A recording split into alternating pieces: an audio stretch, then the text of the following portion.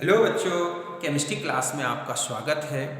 आज मैं आपके लिए जो टॉपिक स्टार्ट कर रहा हूँ और ये टॉपिक है मेरा वर्क डब्ल्यू। ओके, तो स्टार्ट करते हैं और सबसे फर्स्ट आते हैं हम वर्क का डेफिनेशन। तो देखो बच्चों, work means work is the mode of energy transfer from system to surrounding और surrounding to system. When we apply a force on any point and point is displaced in the direction of force, so we can say that work has been done. समझ गए बच्चों कि जो work है ना वो system और surrounding के बीच में एक एनर्जी ट्रांसफर का मोड है, मीन्स एक मेथड है। जब हम किसी पॉइंट पर फोर्स लगाते हैं और वो पॉइंट जो है फोर्स के डायरेक्शन में डिस्प्लेस्ड हो जाता है तो हम कह सकते हैं कि वर्क हुआ। ओके, तो यही मैंने डेफिनेशन दी है कि work is the mode of energy transfer from system to surrounding. Okay, और इसका जस्ट उल्टा surrounding to system. Work is said to has been done whenever the point of application of force is displaced in the direction of force. Suppose it is the point of anything, a point of force. Okay, अब हमने इस point पर एक force F apply किया। ये क्या हो गया आपका फोर्स, और यहां से ये पॉइंट यहां तक शिफ्ट हो गया। यहां से इसका क्या हुआ, एक डिस्प्लेसमेंट। तो वर्क का डिफाइन जो इस डेफिनेशन से वर्क इक्वल टू क्या हो जाएगा, फोर्स इनटू डिस्प्लेसमेंट। तो force F into displacement dl तो हो गया W। ओके, कि जब हम किसी भी पॉइंट पर फोर्स अप्लाई करें और वो पॉइंट फोर्स के डायरेक्शन में डिस्प्लेस्ड हो जाए तो हम कहेंगे कि वो एक वर्क हुआ। तो यहां तक बात समझ में आ गई। इसका एक डेफिनेशन और भी दे सकते हैं हम फोर्स को। ठीक है, तो यहां तक पहले आप नोट करें।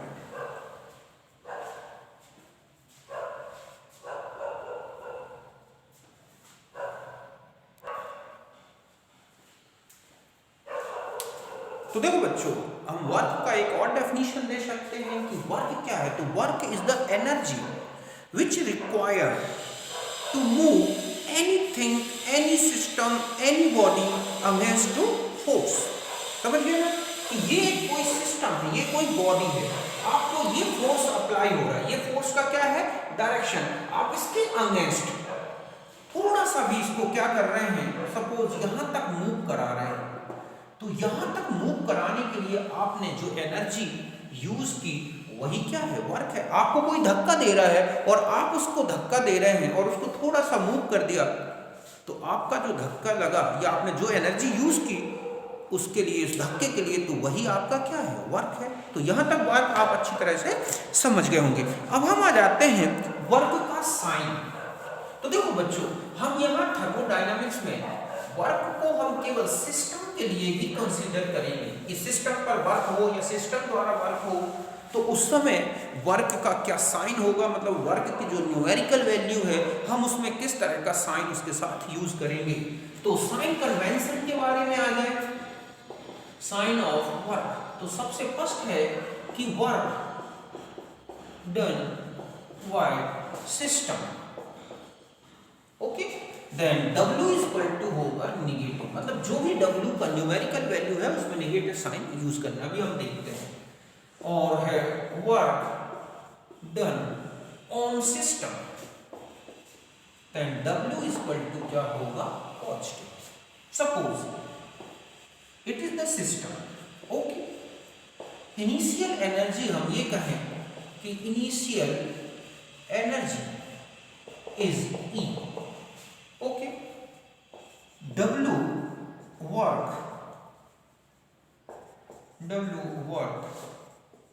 Done on system, suppose 10 kilo joule work done. Okay, तो work done on the system and also Q given, Q heat Q heat given for system, और ये वैल्यू भी कितनी है 10 किलो जूल, ये भी किसमें है किलो जूल।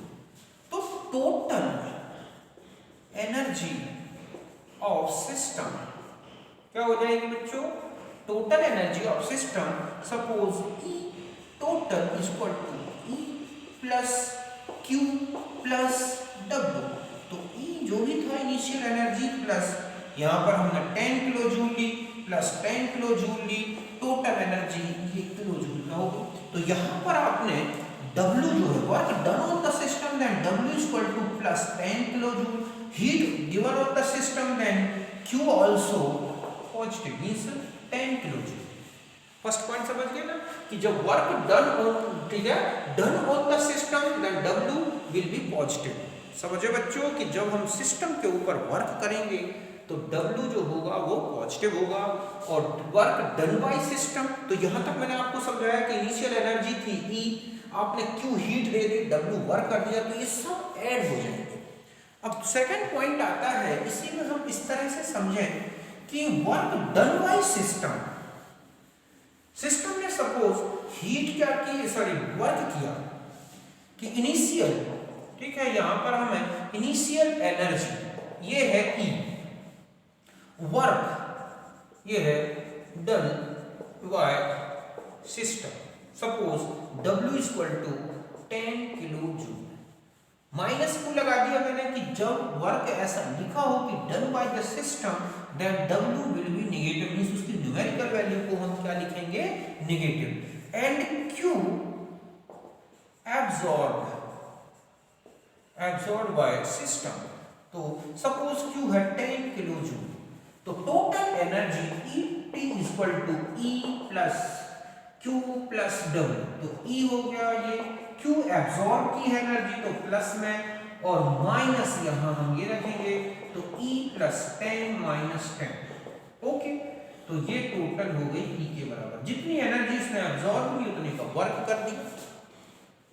तो आपको मैंने जो है Q के साइन कन्वेंशन पहले ही बता दिए हैं, ये वर्क के ध्यान रखने हैं कि वर्क अगर सिस्टम में होता है या सिस्टम द्वारा होता है तो जो न्यूमेरिकल वैल्यू है वर्क की उसको आपको कैसे पुट अप करनी है, कहाँ किस तरह के कैलकुलेशन में। तो ये आप समझ गए होंगे अच्छी तरह से, नेगेटिव और पॉजिटिव। पॉजिटिव मतलब होता है जुड़ जाना, नेगेटिव मतलब कम हो जाना। तो हम केवल सिस्टम के लिए बात कर रहे हैं यहाँ पे कि सिस्टम से एनर्जी जुड़ रही है मींस वर्क उसके ऊपर हो रहा है, सिस्टम से एनर्जी बाहर जा रही है means work done by the system.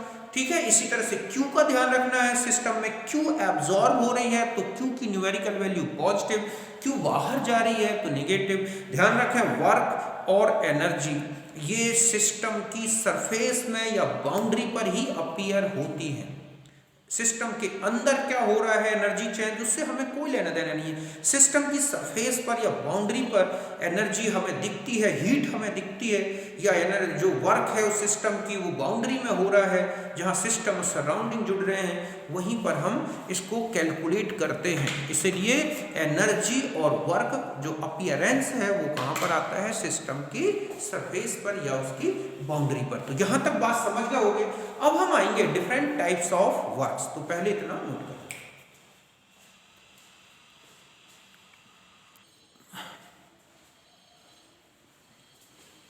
अब देखो बच्चों, अब हम आ जाते हैं pressure volume work, PV work. ये जो वर्क है इसे मैकेनिकल वर्क भी बोलते हैं। ये तब होता है जब गैस एक्सटर्नल प्रेशर के अगेंस्ट एक्सपांड होती है या कॉन्ट्रैक्ट्स होती है। समझ गए बच्चों कि किसी पिस्टन मतलब एक वेटलेस फ्रिक्शनलेस पिस्टन लगा है और उसके अंदर वेसल में गैस भरी हुई है, तो वो गैस या तो कॉन्ट्रैक्शन शो करे या एक्सपांशन शो करे, तो इस प्रोसेस में जो एक्सटर्नल प्रेशर है उसके अगेंस्ट जो वर्क होता है गैस का, वही क्या कहलाता है, प्रेशर वॉल्यूम वर्क। मतलब the work done when gas expand और कॉन्ट्रैक्ट्स अगेंस्ट एक्सटर्नल प्रेशर, तो उसे बोलते हैं हम क्या, प्रेशर वॉल्यूम वर्क। देखो किस तरह से, सपोज ये है एक वेसल, इसमें ये है एक पिस्टन, ओके, जो वेटलेस है, फ्रिक्शनलेस है, यहां पर गैस है। ये हो गया इसका इनिशियल वॉल्यूम और ये है एरिया। पी इंटरनल, गैस का जो इंटरनल प्रेशर है वो PIN, और यहां पर है गैस का external pressure PEX। Suppose piston moves from B1 to B2, it is expansion, okay, B1 to B2. This distance which displaced by the piston is dl। यहां V1 था gas का, ये कंडीशन कब होगी, जब PIN greater than P external, जब internal pressure gas का ज्यादा है किससे, एक्सटर्नल प्रेशर से। तो ये एक्सपेंशन हुआ, मींस V1 से गैस कहां तक मूव हो गई, dl डिस्टेंस को कवर करती हुई V2 तक। तो यहां पर ये जो एक्सपांशन हुआ, तो इस एक्सपांशन में कितना वर्क हुआ, वही प्रेशर वॉल्यूम वर्क है। तो देखो कैसे कैलकुलेशन करें कि फोर्स, ठीक है, force of gas which applied on piston means F is equal to, तो एरिया क्या है, into P external. P external जो फोर्स लग रहा है उसके अगेंस्ट ही तो फोर्स लगा रही है ना, मतलब ये जो प्रेशर लग रहा है गैस का नीचे की तरफ, उसी के अगेंस्ट तो गैस क्या कर रही है, फोर्स लगा रही है। तो फोर्स गैस, ठीक है, force of gas which applied on piston F is equal to क्या होगा, एरिया कितना है और एक्सटर्नल प्रेशर क्या है। अब यहां तक बात समझ गए। फिर आता है कि वर्क डन इन दिस, ठीक है, डिस्प्लेसमेंट।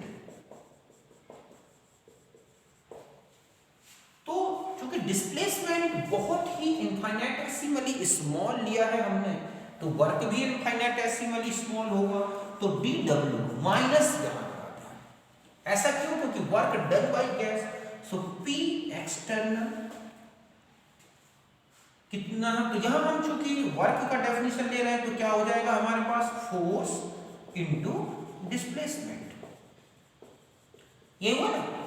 तो फोर्स क्या है हमारे पास, ये है एरिया, यहां पर देख रहे हैं कि area into P external into dl, ये हम इसको ऐसा लिख सकते हैं, P external area into dl, क्योंकि area into dl equal to क्या हो जाएगा, dv।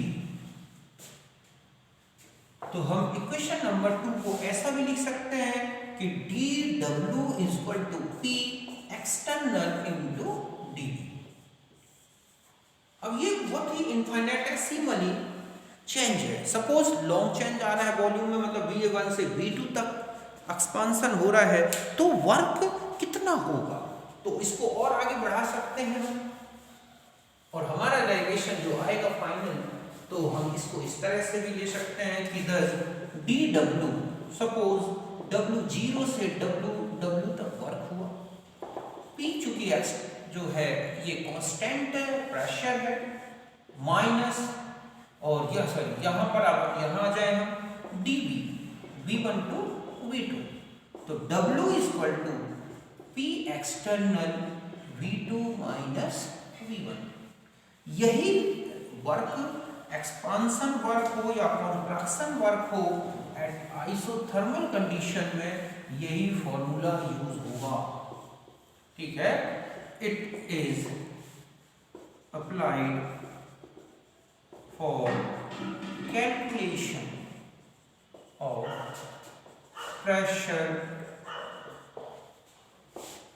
volume, work against, ठीक है, constant external pressure at isothermal condition. Isothermal means temperature change नहीं हो रहा है। तो ये वर्क का फॉर्मूला लगेगा जब क्या होता है, गैस का एक्सपांशन होता है या कॉन्ट्रैक्शन।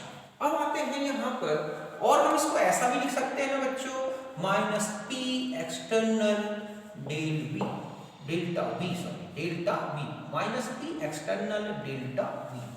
अब आता है कि इस वर्क का साइन आपको कुछ नहीं करना, आपको साइन चेंज नहीं करना। देखो यहां पर आ जाए, फर्स्ट आते हैं कि in expansion okay V2 greater than V1, so then delta V will be positive. So W is equal to P external into del V, then work क्या होगा बच्चों, निगेटिव आएगा। और ये हम जानते हैं कि when work done by gas, so work will be negative। यहां पर क्या हुआ, एक्सपांशन है तो work done by gas against external pressure, यही हुआ ना कि गैस एक्सपांशन कर रही है तो work done by the gas against external pressure, therefore the value of, ठीक है, work will be negative. So sine क्या आ जाएगा, जो भी न्यूमेरिकल वैल्यू होगी उसमें नेगेटिव साइन लगेगा। अभी हम क्वेश्चन देखते हैं कि इसका एग्जांपल लेकर। सेकंड पोजीशन या सेकंड केस में अगर हम देखें कि in contraction means V2 less than V1, suppose piston moves, ठीक है, फ्रॉम V1 टू V2, ये है कॉन्ट्रैक्शन।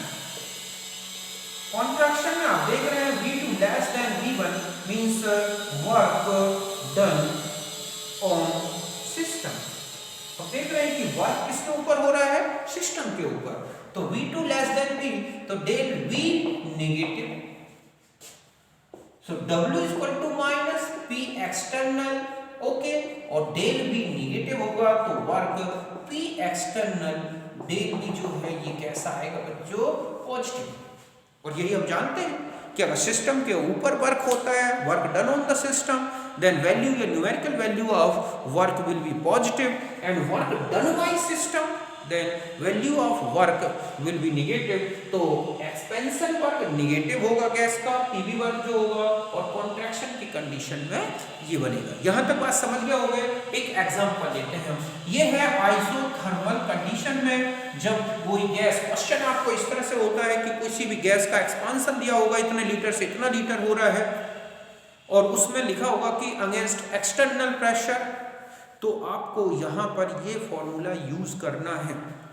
ओके, सपोज हम ये मानते हैं कि एक इस तरह से ले कि at constant pressure, okay, at constant pressure 1 atm gas expands isothermally from 5 liter to 10 liter। Calculate, ठीक है, at constant pressure gas 1 atm gas expand isothermally from 5 liter 10 liter against, ध्यान रखें अगेंस्ट लेवल लिखा होगा, against external pressure. What is W? अब यहां पर हमें वर्क का कैलकुलेशन करना है। एक कांस्टेंट प्रेशर की बात की गई है, एक्सटर्नल प्रेशर के अगेंस्ट बोला गया है, प्रेशर की वैल्यू दी गई है।